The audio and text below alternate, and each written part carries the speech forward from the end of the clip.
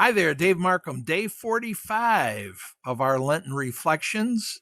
Today's reading comes from John's Gospel, chapter 18, verses 1 through 19.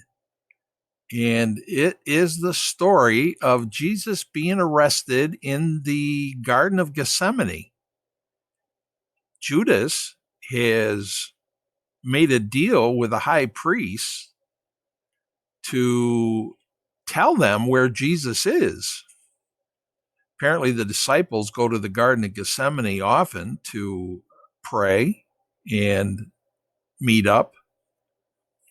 And so Judas knows that he'll probably be there after the Passover meal. In one gospel, it says it was before the Passover. In the other gospel, it says it was after the Passover. So pays your money, takes your pick. John and Luke both have different stories about this. So much for the literal interpretation of the Bible, because the two writers of these two gospels don't agree on the sequence of events. But anyway, the story is the same. The moral of the story doesn't change. The high priests send their guards and their police, and they come and they arrest Jesus. And Peter impetuously tries to defend Jesus at first, taking out his sword and cutting off the ear of the servant of the high priest. And Jesus tells him to knock it off. They're not doing that.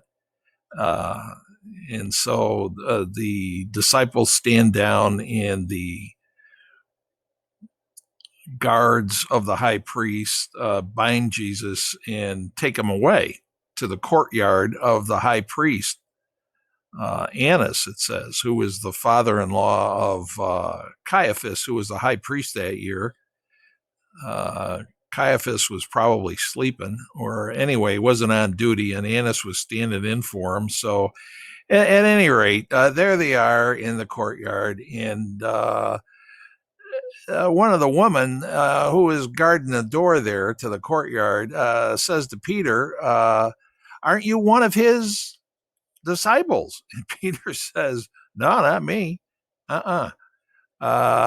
So, it's kind of a comedic story if it wasn't so tragic, right? I mean, it's kind of funny in a way. And what is the moral of the story? Takes a little digging. You got to read between the lines. And Jesus is trying to teach us the difference between the path of the spirit and the path of the ego. And we always have a choice. Are we looking out for numero uno? Are we looking out for ourselves? Or are we doing what deep in our heart we think love would have us do? We always have that choice. 10, 15, 20, 100 times a day.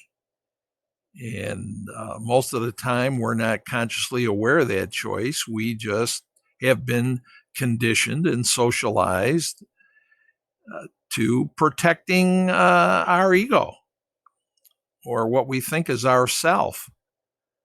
And Jesus is going to demonstrate through the story of the crucifixion that we're not our physical body. That's not who we are. And we always have a choice between being a victim of circumstances that we see as persecuting us and attacking us and harming us, or we can rise above it onto the path of the spirit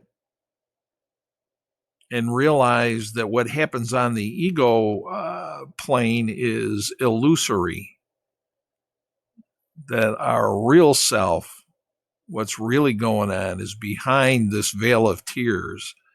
It's behind the scenes. It's the path of the spirit, or as Jesus says, love as I have loved. So we'll find out as we go on that it all comes out in the end. But right now, things look very dire It's quite a drama. So, is there hope for us? Yeah. We we have Jesus's example to follow if we choose to. Are we going to choose the ego and the physical world, our physical bodies, and all the crap and nonsense and attack and suffering and pain and death that go on here? Or are we going to rise above it and rejoin the oneness from which we separated ourselves and experience the peace and bliss on the path of the Spirit? That's why we call it Good Friday. Is Jesus helps us become aware of the fact that we have a choice. What do you choose? What do I choose? I'd like to think when I'm aware of the choice that it's the path of the Spirit, but that takes practice. It's hard to do. I wish I was as big a person as Jesus, who, when I am being attacked and tormented, that I could rise above it. But Jesus gives us an example, and that makes this example today very good. Okay. Thanks for spending this time with me. Be well, stay well. Bye.